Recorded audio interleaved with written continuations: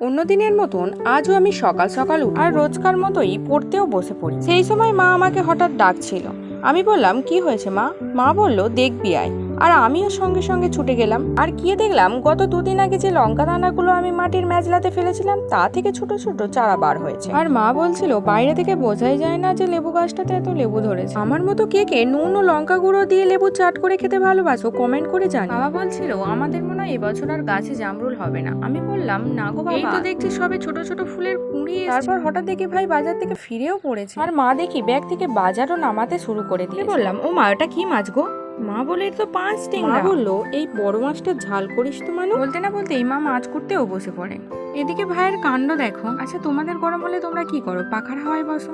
আর আমার ভাই কোথায় বসে? তারপর আমি মাছের ঝাল করার জন্য কড়ার মধ্যে কিছুটা তেল দিয়ে, তেল গরম হলে পরপর মাছগুলোকে দিয়ে ভেজে নেব। এদিকে আমি মাছের ঝালের জন্য আলু, টমেটো, রসুন, লঙ্কা ও পেঁয়াজ কেটে রেখে দিয়েছিলাম। এরই মধ্যে আমার সব মাছগুলোই ভাজা হয়ে গিয়েছে। তারপর মাছ ভাজা তেলের মধ্যেই কিছুটা রসুন ও পেঁয়াজ দিয়ে নাড়াচাড়া করে ভেজে। তারপর ওর মধ্যে কিছু লঙ্কা কুচি, টমেটো কুচি দিয়ে আবারও নাড়াচাড়া করে নিয়ে ভাজা ভাজা করে নিতে হবে। তারপর কড়ার মধ্যে কিছুটা লবণ ও হলুদ দিয়ে নাড়াচাড়া করে নিতে হবে। মশলা কষানো হয়ে গেলে তারপর আলুগুলোকে পরপর দিয়ে দিতে হবে। তারপর ওর মধ্যে কিছুটা গরম মশলা দিয়ে নাড়াচাড়া করে নিতে হবে।